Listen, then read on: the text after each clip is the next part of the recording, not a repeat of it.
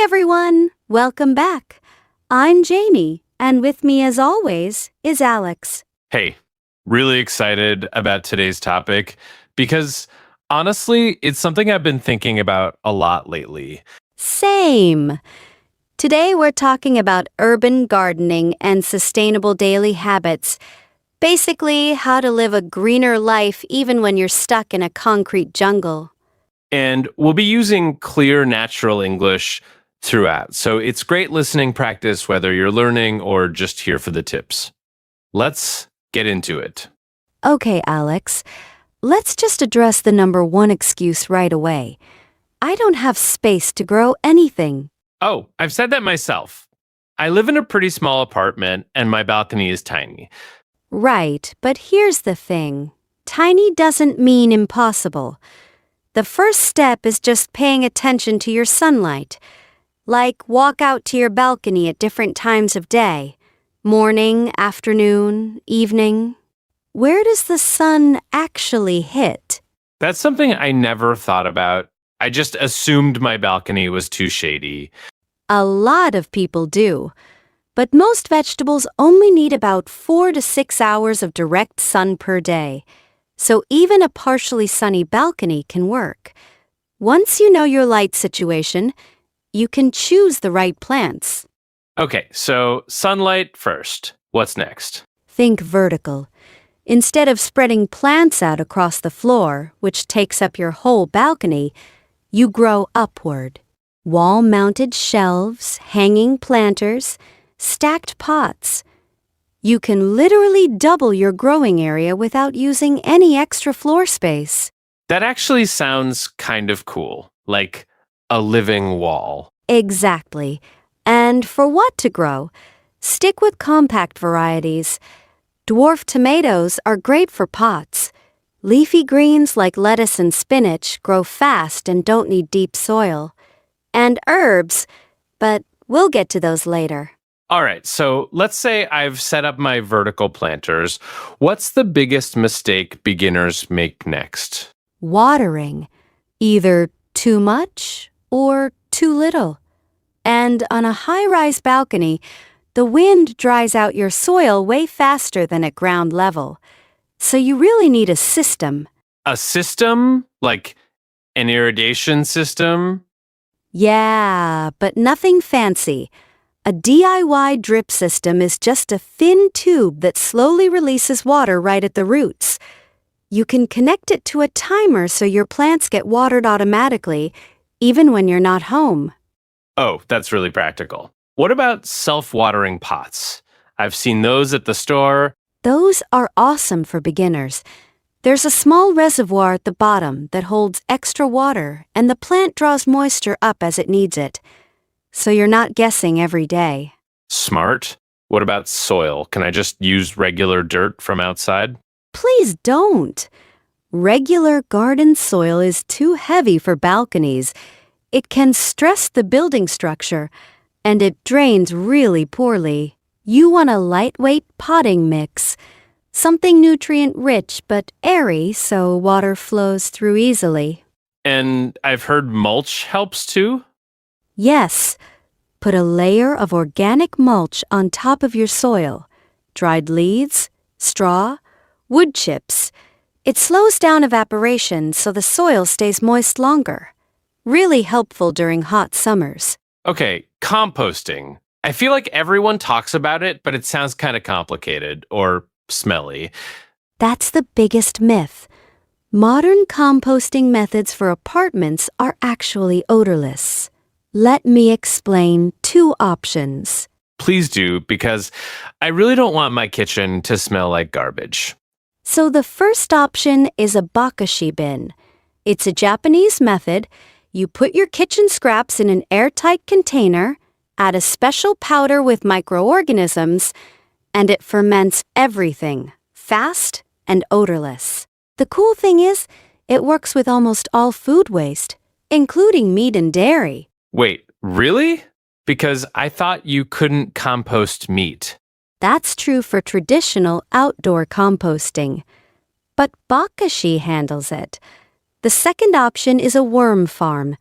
You keep a small bin of worms that eat your scraps and produce incredibly rich compost called worm castings. Okay, the worm thing sounds a little intense, but I'll take your word for it. Ha! Once you start, you actually get attached to your worms, and the liquid they produce, worm tea, is like a superfood for your plants. What about simpler stuff like coffee grounds?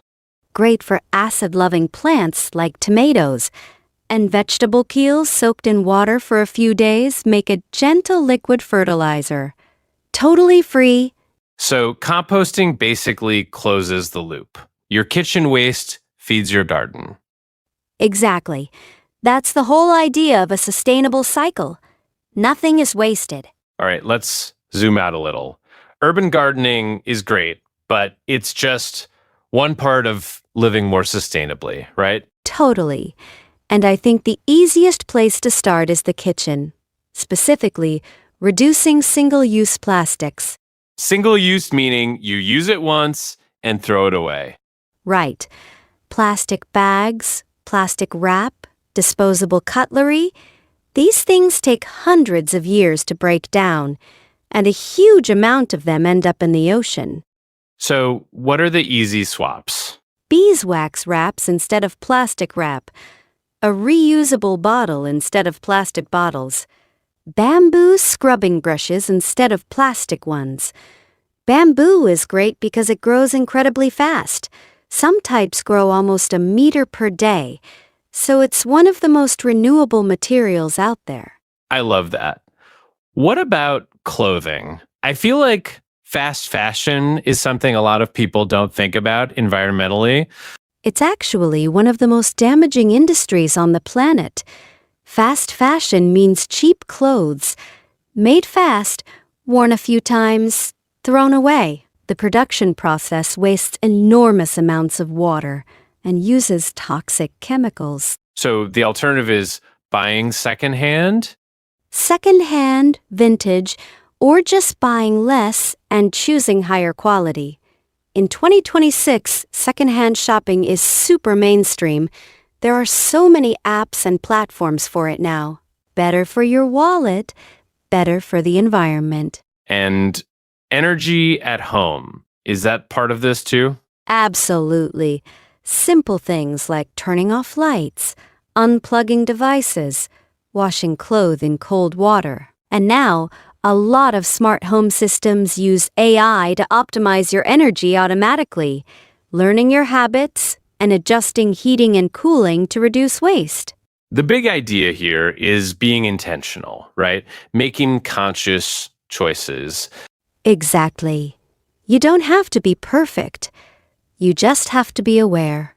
So, individual habits matter, but is there a bigger picture here? Like, what happens when people act together? This is where it gets really exciting.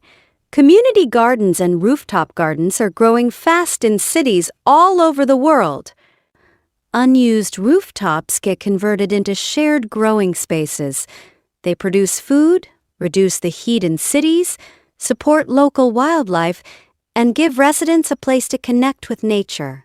I love the idea of a rooftop garden in my building, though I'd have to convince my landlord first. Ha!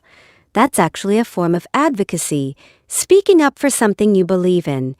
You could also join a seed swap, which is where gardeners trade seeds and tips, either in person or online. And there's a mental health angle to this too, right? Like being around plants is actually good for you.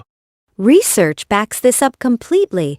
Regular interaction with nature reduces stress, improves mood, and gives you a sense of purpose. In a loud, busy city, having even a small green corner to tend can really change how you feel day to day. So it's not just about the environment, it's about your own well-being too.